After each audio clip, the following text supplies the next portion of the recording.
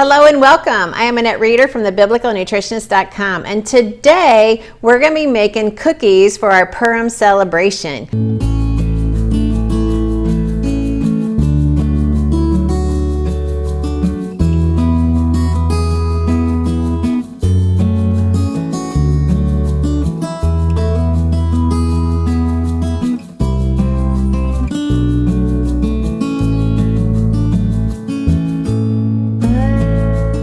Yes, this is a celebration that everyone should participate in. And if you haven't already, go ahead and catch my video on why Christians should celebrate Purim. Well, before we get started, go ahead and hit the subscribe button if you haven't subscribed yet to this channel, and the notification bell next to it, because that lets you get notified every time I post new videos.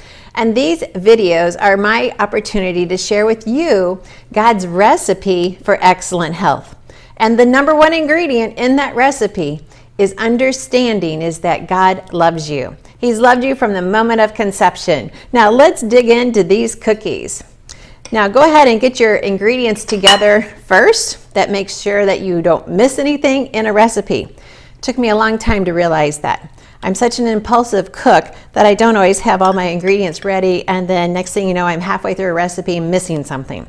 Well, we're going to go ahead and start with 3/4 cup of butter. I've already softened it to room temperature.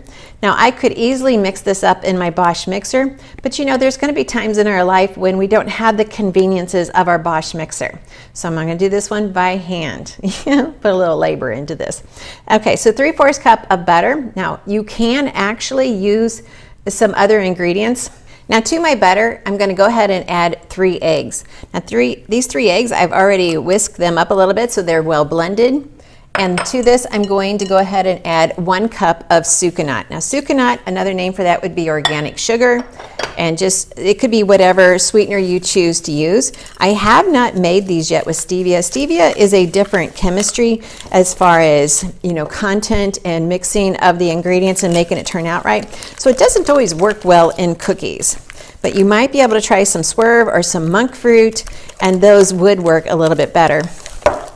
All right, so I'm going to mix this up, and I am using my I always call this the wrong name, but my Fisk, which is a blend between a fork and a whisk, and I love it, especially for hand mixing. We have a website called designedhealthyliving.com, and on that is where we sell all of our kitchen utensils and our mock mills and our Nutri-Mills and our Bosch mixers. And when people order books off of that website, instead of going to Amazon, we send them a free Fisky. All right, so this is always step 1 whenever you are making cookies, is creaming together the butter, the sugar, and the eggs. When you have this nice and creamy, now my Bosch mixer would make such short work of this and do an excellent job blending it nice and smooth, but sometimes we aren't going to have that convenience. We're not going to have the power, or we're not going to have, you know, an expensive mixer, although it's worth every penny. So I'm going to cream it, so you can see I've got this pretty well creamed together. The butter, like I said, was at room temperature. Now I next want to add my leaveners, which would be my baking soda, my baking powder, and my salt. So actually, we are using 1 tablespoon of baking powder, 1 teaspoon of baking soda, and 1 teaspoon of salt. So we use 3/4 cup of butter. We use 3 eggs, 1 cup of your sweetener of choice, and then our leavening agents. Okay, to this we're going to go ahead and add our vanilla. To make the best cookies, you always want to add the ingredients in the right order. We want a thorough mixing. I did a cooking class one time for one church group, and the ingredients got printed wrong, and we added 1 cup of baking powder to our scones. They were the worst scones ever. So you really want to make sure you get your ingredients correctly. So this is 2 teaspoons of vanilla, so it's a pretty strong flavor. Now remember, when you are cooking with whole wheat flour, you actually have a stronger flavor in the flour, whereas white flour has no flavor. It's absent of flavor. Whole wheat flour that we have freshly milled is going to have a distinct taste, and it's a delicious taste. It tastes like real food. So I'm adding 5½ cups of flour. Now what I did for these cookies, which I would do sometimes, I used my pastry sifter and removed the bran out of the flour. Now, I know you're already thinking it. Annette, you're the queen of fiber. Why would you remove the bran? Well, sometimes I want a dessert, a cookie, or a pastry that's a little bit lighter in texture.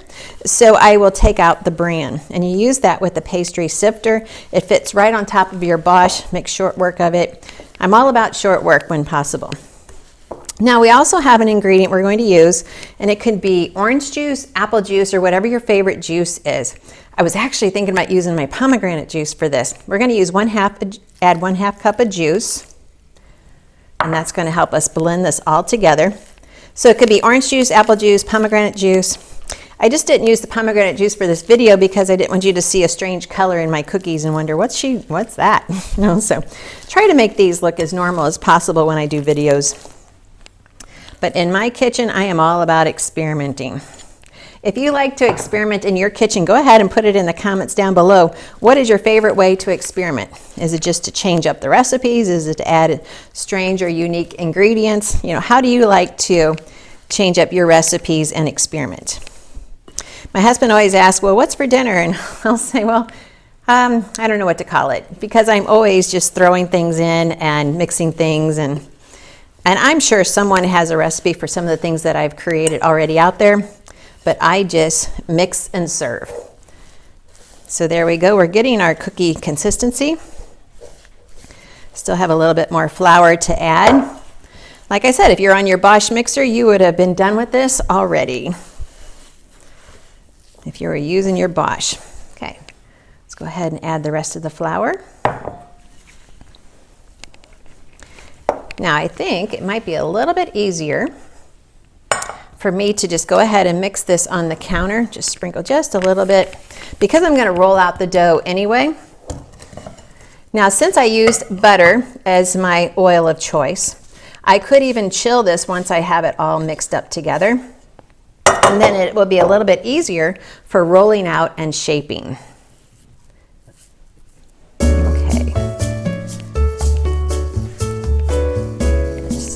Without using a Bosch mixer, this is sometimes the easiest way to add in all your flour into your cookie recipe. There we go. Now we're getting it mixed really well. The Fiskie's good, but my hands are better. There we go. Much faster. I just want to kind of mix that really thoroughly. I mean, it's not a bread dough, so I don't have to knead it, and really I don't want to overmix it either. But I do want to make sure it has really fine consistency and feels really nice in my hands. Okay, so I feel like we're there. So there I have my cookie dough. And now what I'm going to do is go ahead and flour my counter, and I'm going to roll it out because these are a shaped cookie. All right, so really what we've made here is just a delicious sugar cookie basically. And we're going to roll this out. I could have added lots of different things to the cookie dough.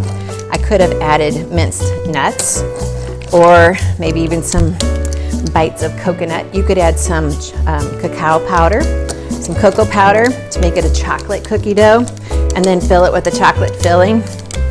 Maybe something like a hazelnut filling or a Nutella type filling. So there's a lot of different things that you can do with this cookie dough. And the fillings, definitely be creative with your fillings. Now we're using a blueberry fig filling because it's just some of my produce, my preserves that I put up from my fig tree and my blueberry bushes. And I love using my own ingredients because I know exactly what's in them.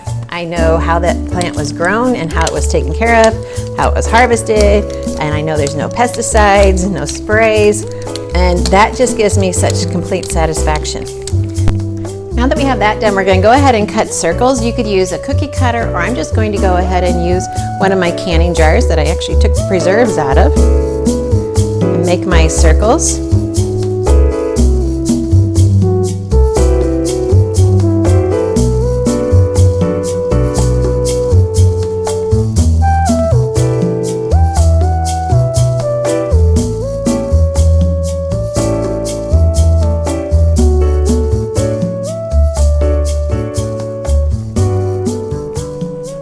I'm going to take my cookies and put them on the cookie sheet, and then we will shape them and add the filling. This recipe should make about 24, but I think actually it looks like it's going to make a little bit more. And I did taste the dough. It's going to pass. It's going to meet your family's approval. I can guarantee you that.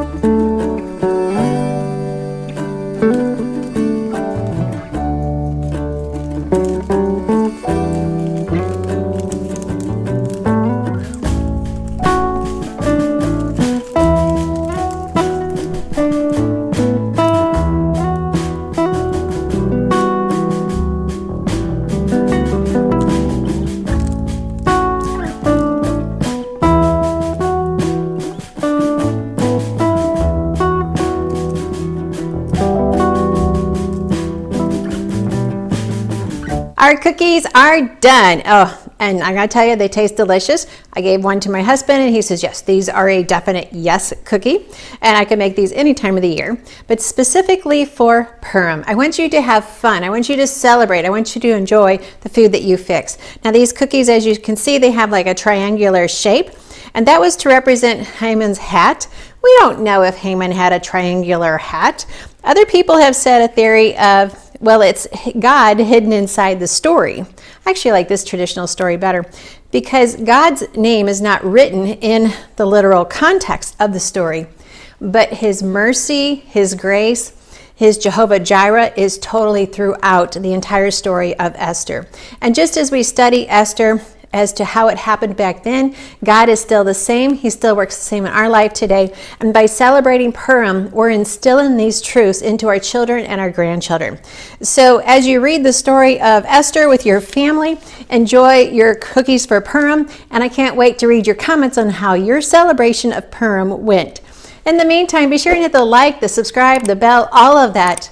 But most importantly, understand is that God loves you. He's loved you from the moment of conception, and he will love you forever. So enjoy your cookies.